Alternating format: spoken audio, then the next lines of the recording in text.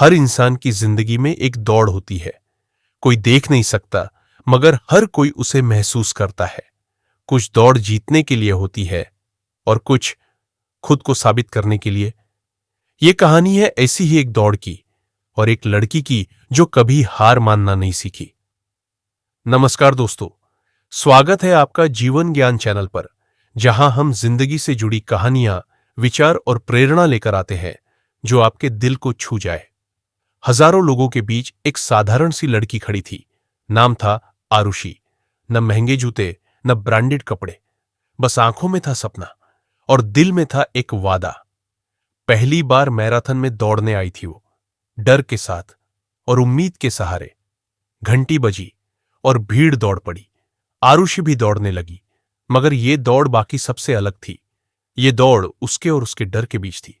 पहले कुछ मील आसान थे, भीड़ थी, जोश था, मगर फिर असली परीक्षा शुरू हुई।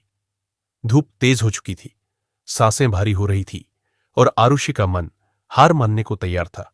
उसके कदम धीमे हो गए और दिल में आया सवाल, क्यों कर रही हूं ये सब। लेकिन तभी एक तस्वीर उसकी आंखों के सामने आई, उसके छोटे भाई आर्यन की, अस्पताल के बिस्तर पर मुस्कुराता हुआ। दीदी, जब मैं ठीक हो जाऊंगा हम दोनों साथ दौड़ेंगे, तब तक तुम दौड़ना मत छोड़ना। आरुषि ने अपनी सांस समेटी और वादा याद किया। वो रुकी नहीं। 20 मील के बाद शरीर साथ छोड़ने लगता है, पैर कांपते हैं, दिल कहता है बस कर, मगर कुछ आवाजें अंदर से आती है, तू कर सकती है। एक अनजान धावक ने कहा, जोर से कहो, अपने पैरों को सुनाओ। आरुषि ने कहा, मैं दौड़ पूरी करूंगी, और उसी पल उसकी दौड़ बदल गई। अब बस 1 मील बाकी था। भीड़ ताली बजा रही थी, फिनिश लाइन नजर आ रही थी, और आरुषि, वो दौड़ नहीं रही थी, वो उड़ रही थी। हर कदम के साथ उसका भाई, उसका वादा और उसकी ताकत साथ थी। और फिर वो लकीर पार हो गई। वो घुटनों पर गिरी, रोते हुए, हंसते हुए, खुद से जीतकर। रेस के बाद वो एक कोने में बैठी थी, थकी हुई मगर मुस्कुराती हुई।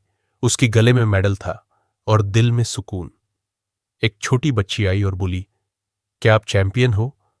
आरुषि ने देखा और कहा, नहीं, मैं बस वो हूं जिसने हार नहीं मानी। जीत सिर्फ तेज दौड़ने से नहीं मिलती। जीत मिलती है जब तुम कहते हो, मैं नहीं रुकूंगी।